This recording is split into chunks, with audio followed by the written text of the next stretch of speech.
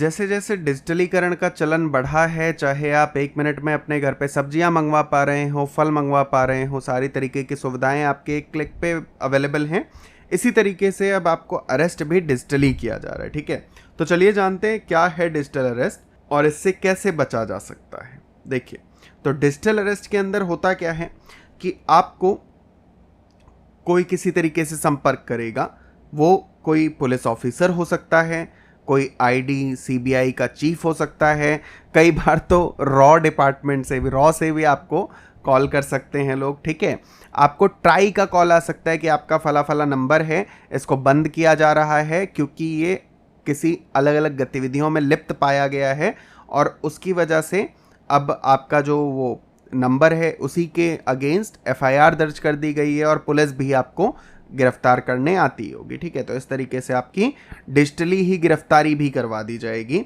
देखो, जैसे यहाँ पे आप फ़ोन में देख सकते हो कि ये एक सज्जन बैठे हुए हैं जो कि पूरा वर्दी पहन के बैठे हैं, पीछे पूरा आपको सेटअप दिखाई देगा। तो इस तरीके से आपको ये लोग कॉल करेंगे, उसमें आपको बताएंगे कि हाँ कोई कहानी रहेगी। मान लीजिए आप किसी जगह गए थे, फलानी जगह गए थे, या आपका कोई दोस्त है उसने ये नाम लिया है आपका, ठीक है, या आपका कोई नंबर था, आप किसी को परेशान कर रहे थे, आप किसी के साथ किन्हीं गतिविधियों में लिप्त पाए गए हो, या किसी को हमने पकड़ा है, उसने आपका नाम लिया है, उसकी वजह से आपके अगेंस्ट अब एफआईआर हुई है, वो आपको पर्टिकुलर एफआईआर नंबर वगैरह बता देंगे, ठीक है। तो इस तरीके से वो आपको डराने की कोशिश करेंगे और डरते ही जैसे ही आप डरोगे, फिर डरने के बाद आप शुरू करोगे उनसे पूछना कि कैसे बचा जा सकता है, क्या किया जा सकता है, तब उनका अगला गेम सामने आएगा जिसमें वो आपसे पैसों की डिमांड कर सकते हैं, आपकी पर्सनल इन्फॉर्मेशन मांग सकते हैं, ठीक है, जैसे पासवर्ड्स वगैरह हैं वो मांग सकते हैं, ओटीपी मांग सकते हैं, आपका एटीएम नंबर लेके। तो इस तरीके के अलग अलग तरीके की चीज़ें हो सकती हैं, ठीक है। अब इससे बचने का तरीका क्या है, बच के कैसे रह सकते हैं। देखिए, जैसे प्रधानमंत्री मोदी जी भी जो हैं उन्होंने भी अभी अपने उसमें बोला है कि आपको इस तरीके के जो अरेस्ट हैं, इस तरीके के जो थेफ्ट हैं, उनसे बच के रहना चाहिए। अब देखो, बचने के लिए क्या कर सकते हो। सबसे पहले तो इस तरीके की कोई भी एजेंसी आपको कभी भी डायरेक्ट इस तरीके से कॉल नहीं करती, वीडियो कॉल वगैरह तो बिल्कुल नहीं करेगी, ठीक है।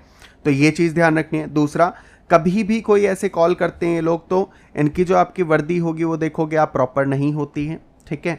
जिस भी स्टेट से ये बोल के बात करेंगे कि हाँ हम फलानी स्टेट से बोल रहे हैं, यहाँ से, इनका लहजा वगैरह बिल्कुल भी उस स्टेट से मिल रहा नहीं होगा क्योंकि ये एक ही पर्टिकुलर स्टेट्स हैं जहाँ पे बैठ के सारी फ्रॉड्स कर रहे हैं, ठीक है। इनके बोलने के तरीके से ही आपको पता चल जाएगा कि ये कोई ऑफिसर नहीं है बल्कि एक ठग है। तो इन चीज़ों का ध्यान रखोगे तो बच सकते हो।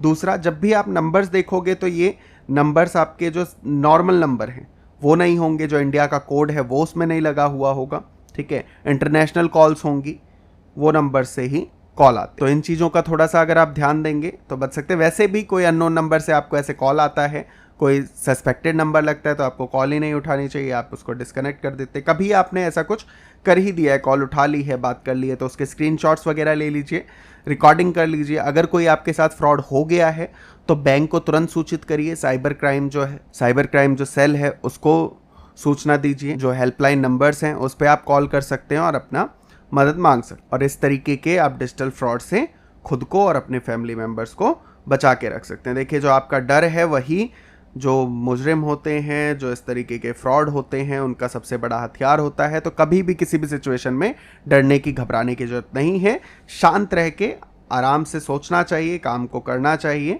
होपफुली वीडियो इन्फॉर्मेटिंग लगी है तो एक लाइक कर सकते हैं, चैनल पे नए हैं तो इसको सब्सक्राइब कर सकते हैं इस तरीके की और वीडियोस के लिए। चलिए मिलते हैं आपसे नेक्स्ट वीडियो में, तब तक के लिए अपना बहुत सारा ध्यान रखें।